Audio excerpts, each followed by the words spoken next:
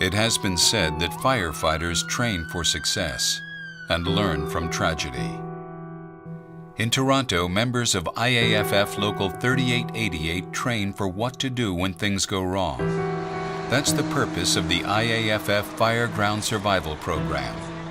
A vacant lot is all that remains today from an icy before dawn 6-alarm blaze that destroyed an historic building in downtown Toronto. It could have been worse, but on that freezing January morning, Toronto's Fire Ground Survival Training saved 2 firefighters from the blaze that destroyed the building. We never know when that stuff can actually happen, and it can happen in a blink of an eye. It was a huge fire. En route, the initial captain had already put in for a second alarm.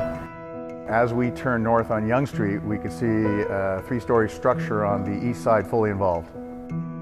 Shortly after I got on scene, I increased it to a 3rd alarm. When the Mayday came in, it wasn't really under control, but we had contained it. We had stopped the fire spreading to the exposure. We had a good handle on it that way. Everything was in place. It looked like we had a great handle on it. We were just going to sit back and surround and drown, and then it came in. Mayday, Mayday, Mayday! Captain C-25, a burn from the roof of 333 into the fire building. As I was rotating crews who were operating the hose lines, we had a short gust of smoke and they became obscured from my vision. I was close to the edge and I couldn't see anything, but I felt confident that if I took a step back, I'm moving away.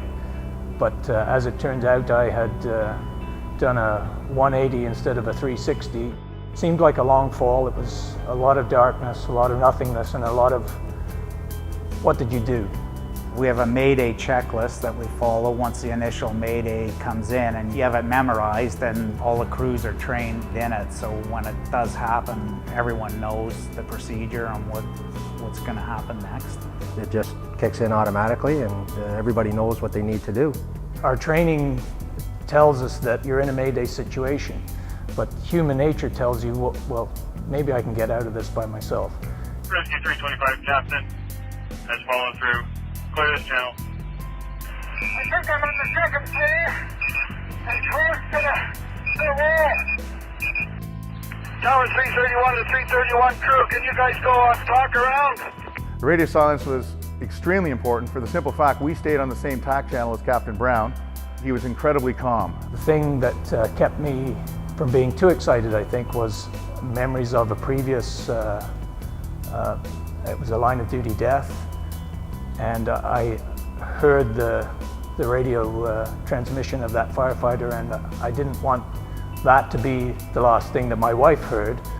It would have been a different situation if Captain Brown was in a panic situation, because then if you hear a firefighter in a panic situation, you start getting maybe somewhat riled, start panicking yourself, and you got to be in control in a situation like that. I tried to use my light to signal my position, and I radioed to Chief Weeks that that's what I was doing in the hope that they could see that. We were at the bottom of the fire escape when the Mayday call came through, and our first thought was to get up there and get him out of danger. That was my first big fire. It was very poor visibility, and going to the edge and looking for him, lost my coordination as to where I was on the roof and ended up falling over.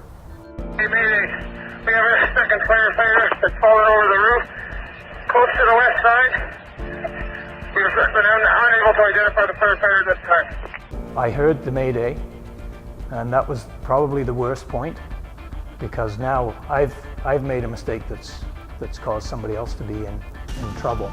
With the second firefighter going in, the young fellow from Adelaide, we did have an immediate visual on him, so we acted accordingly. With our RIT training, we decided to do the 38mm loop.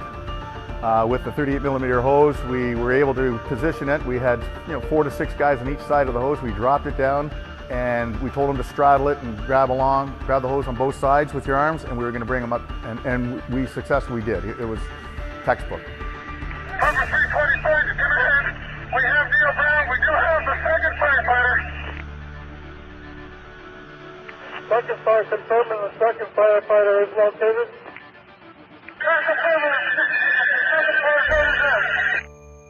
Common sense, chain of command, radio silence came into effect when it came to our training. These are all situations that helped us at the fire. We just need to really learn more and take that training that we learn for incidents such as this, for a Mayday. We need to really always keep it in the forefront that we may need that at any time. The training I thought I'd never use, I used it twice, and we saved 2 firefighters that day. So pretty important.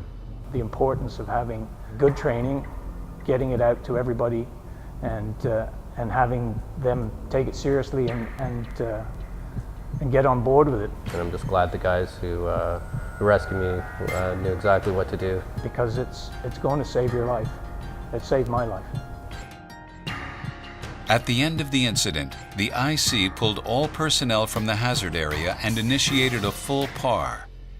The Yonge Street fire demonstrates that the IAFF Fire Ground Survival FGS training program clearly works and saved the lives of 2 of our local 3888 members.